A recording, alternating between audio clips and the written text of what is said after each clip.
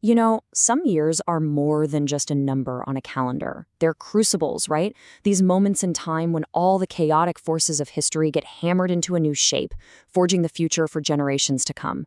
Today, we're diving headfirst into one of those years, 1900. So, what's the big deal with 1900? Was it really just flipping the calendar page, a fresh start, or was there something much, much bigger going on beneath the surface? Let's get into it. Here's our core idea for today. 1900 was the year the blueprint for 20th century America was decisively locked in. It was a moment of intense consolidation that literally set the stage for the nation's rise as a global superpower. All right, so first up, let's talk money.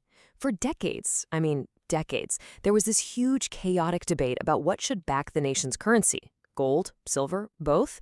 Well, the year 1900 delivered a final, decisive answer. And boom, on March 14th, 1900, the Gold Standard Act was signed into law. This had a dramatic, two-sided impact. For bankers and international investors, it was music to their ears. It meant stability, predictability. But if you are one of the nation's indebted farmers, hoping a little inflation from silver might ease your burden, well, this was a crushing blow. The act locked in a system that really favored industrial capital over agrarian interests.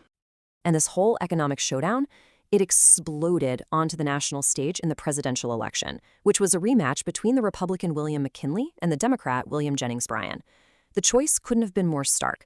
The Republicans were all about economic stability and prosperity. The Democrats, on the other hand, led by Bryan, said, no, imperialism is the paramount issue, arguing hard against America's new adventures overseas. The Republicans campaigned on an incredibly effective slogan. The economy was booming, and they promised voters something simple, direct, and powerful: 4 more years of the full dinner pail. For a nation that had just clawed its way out of economic turmoil, that message was a lot more compelling than some complicated debate about foreign policy. And the results were anything but close. McKinley won a decisive victory. Now, this is crucial. His administration took this win as a green light, not just for their gold-backed economic policies, but for their expansionist vision, too. The way they saw it, the American people had voted for both prosperity and empire. So, at the exact same time the nation is settling its economic future at the ballot box, it was also busy creating the legal architecture for an overseas empire, a concept that was totally new and, frankly, a little awkward for the United States. The key piece of legislation to understand here is the Foraker Act. It was passed in April 1900, and it replaced military rule in Puerto Rico, which was a territory the U.S. had just acquired from Spain. It created this brand new legal category, the unincorporated territory.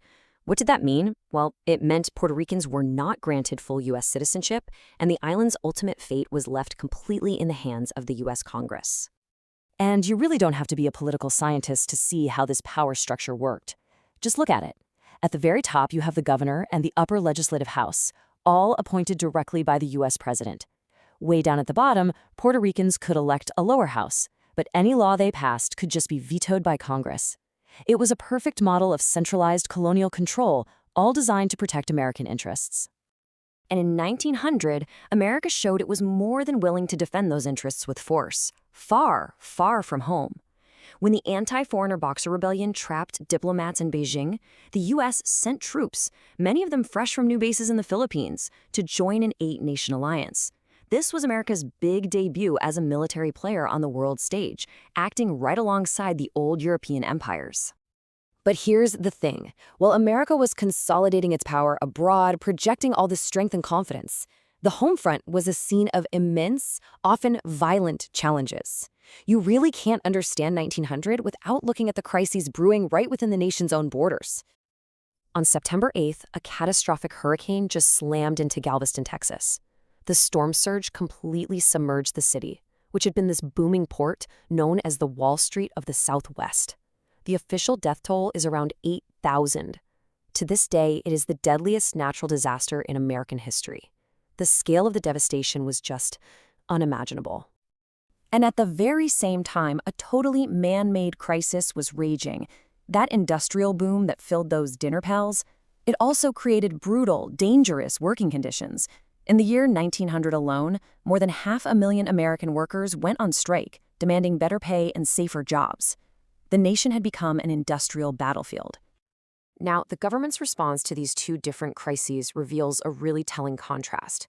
In Galveston, the disaster led to an unprecedented feat of civil engineering. They built a massive seawall and physically razed the entire city. It was a triumph of state power over nature. But the response to labor, that was tragically different. Let's just take the St. Louis streetcar strike. When 3,000 workers walked out, the city's response wasn't negotiation. It was overwhelming force.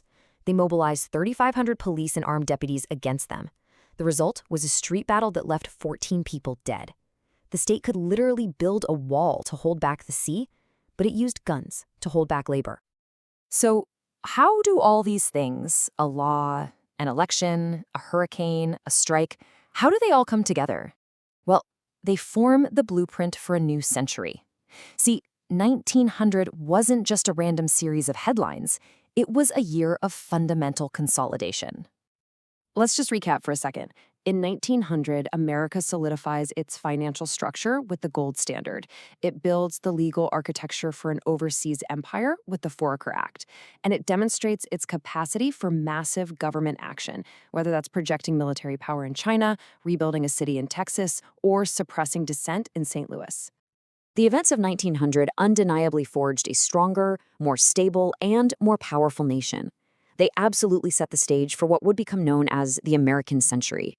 But it leaves us with a critical and maybe uncomfortable question to think about. This blueprint for stability and power, one built on a rigid gold standard, a new colonial model, and the suppression of labor, what were its hidden costs?